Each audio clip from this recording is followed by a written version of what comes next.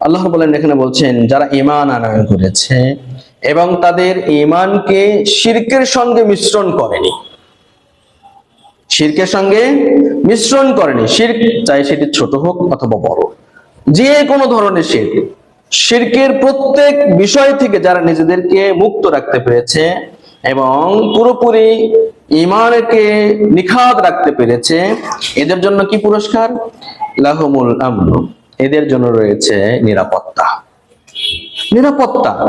অহুম মুহতাদুন, আর এরাই হেদায়েত প্রাপ্ত। সম্মানিত উপস্থিতি, শাইখুল ইসলাম ইবনে তাইমিয়া রাহিমাহুল্লাহ তিনি বলছেন, ওয়াল্লাযী শাক্কা আলাইহিম যান্নু আন্না যুলমা আল মাশরুতা হুয়া যুলমুল আবদি লিনাফসি। ইবনে তাইমিয়া রাহিমাহুল্লাহ তিনি বলছেন যে আল্লাহ রাসূল সাল্লাল্লাহু আলাইহি ওয়াসাল্লাম সাহাবীগণ যে বিষয়টি তাদের উপরে ভারী হয়েছিল, সেই ভারীর বিষয়টা হলো তারা মনে করেছিল যে নিজের উপরে জুলুম করাটাও মনে হয় এর অন্তর্ভুক্ত। যারা নিজের উপরে জুলুম করেছে তারাও হয়তোবা আল্লাহর এই নিরাপত্তা থেকে দূরে রয়ে গেছে, এরকম তারা বুঝতে পেরেছিলেন। ওয়ান্নাহু লা আমনা ওয়ালা ইহতিদাআ ইল্লা লিমান লাম ইয়াজলিম নাফসাহু, তারা মনে করেছিলেন যে নিরাপত্তা এবং হেদায়েত তাদের জন্য নয় যারা নিজেদের উপরেও জুলুম করেছে। পরে আল্লাহ সাল্লাম তাদেরকে বর্ণনা করে দিয়েছেন বিষয়টা তেমন নয়, বরং এখানে জুলুম দ্বারা উদ্দেশ্য হলো শিরক।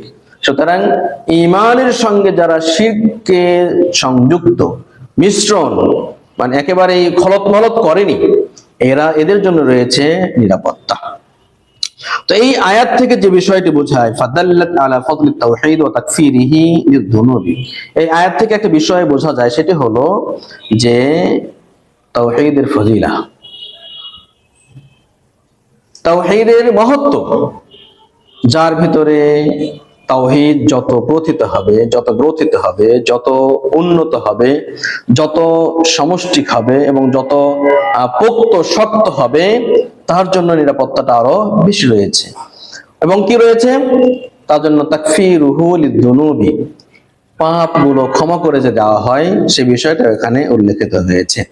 এখানে একটা কথা, লিআন্না মান আতা বিহি তামান ফালাহুল আমনুত তাম, এখানে ঈমানের স্তর অনুপাতে, ঈমানের স্তর অনুপাতে, তাওহীদের প্রতিষ্ঠার স্তর অনুপাতে, যার মাঝে যেমন তাওহীদ রয়েছে, যার মাঝে যতটুকু তাওহীদ নিজেকে প্রতিষ্ঠিত করতে পেরেছে, সেই প্রতিষ্ঠিত তাওহীদের বিনিময়েই মূলত তার প্রতি নিরাপত্তাটাও সেরকম হবে।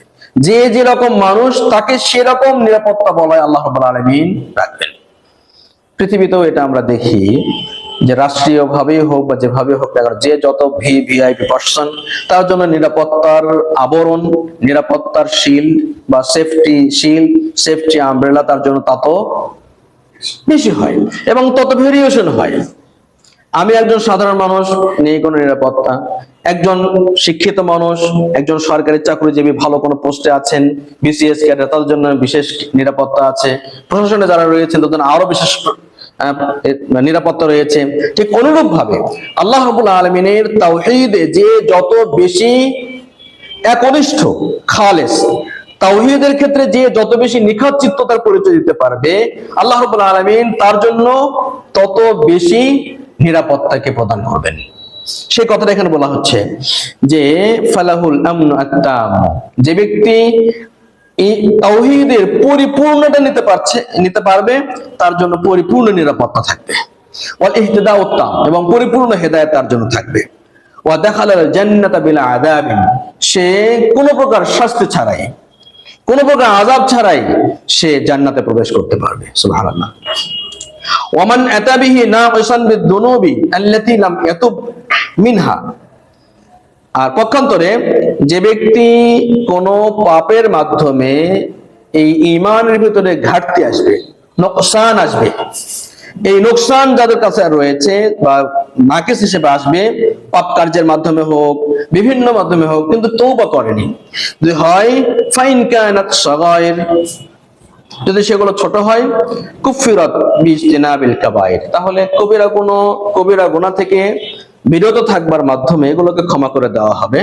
পক্ষান্তর ইন কানাত কাবায়ের, যদি এগুলো বড় হয়, পাপগুলো যদি বড় হয়, ঈমানও আছে কিন্তু পাপও বড়, কবিরা গুনাহ রয়েছে, তাহলে ফাহুয়া ফি হুকমিল মাশিআ, তাহলে এগুলো আল্লাহ রাব্বুল আলামিনের ইচ্ছাধীন ব্যাপার।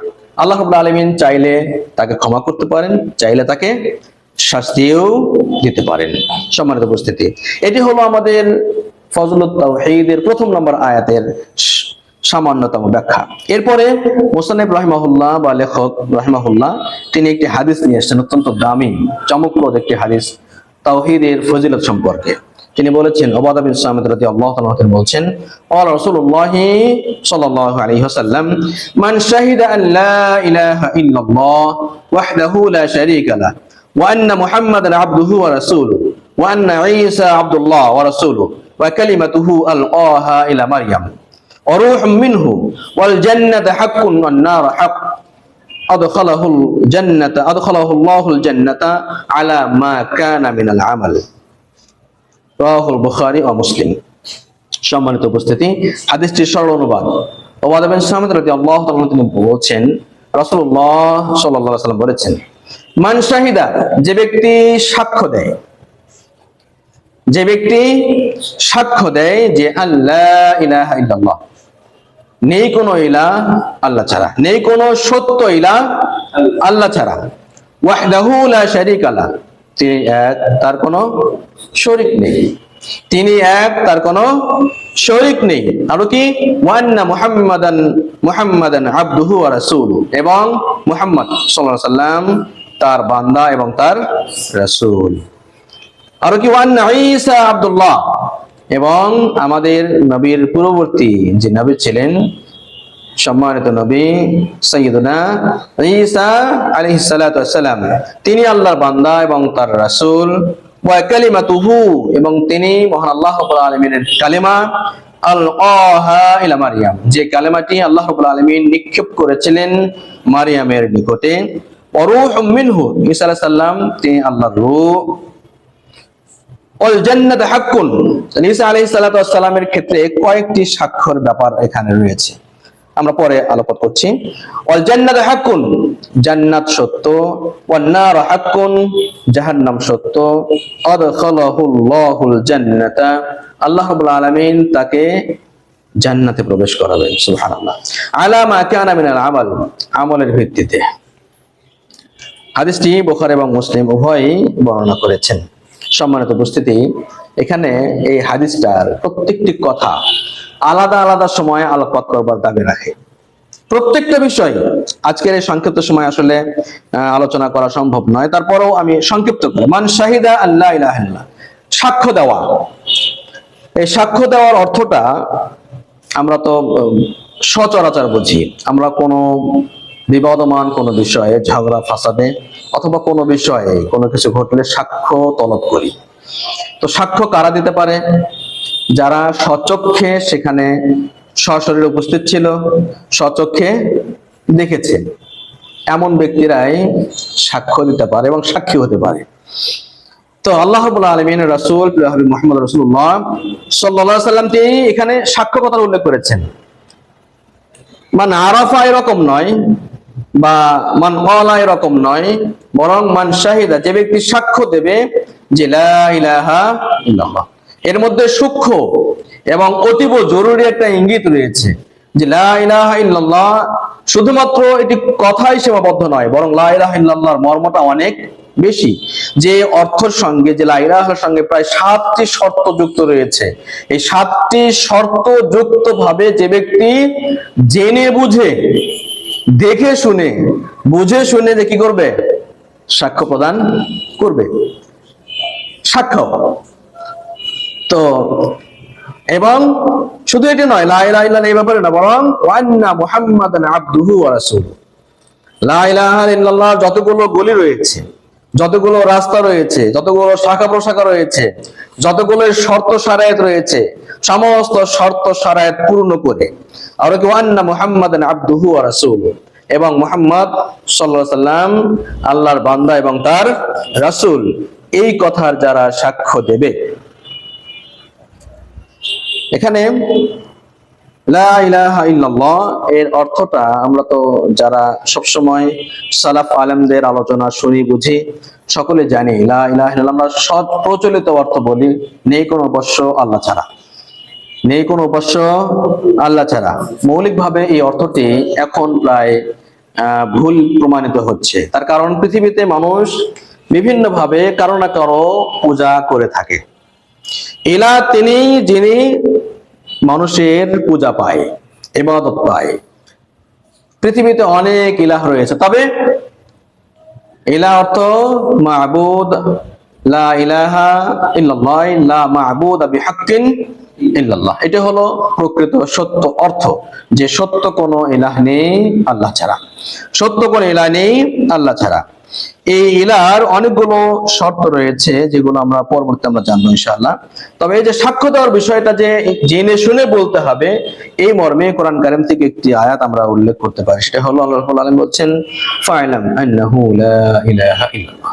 হে নবী, আপনি জানুন, ইলম অর্জন করুন যে নিশ্চয়ই তিনি ছাড়া, আল্লাহ ছাড়া সত্য কোনো ইলাহ নেই।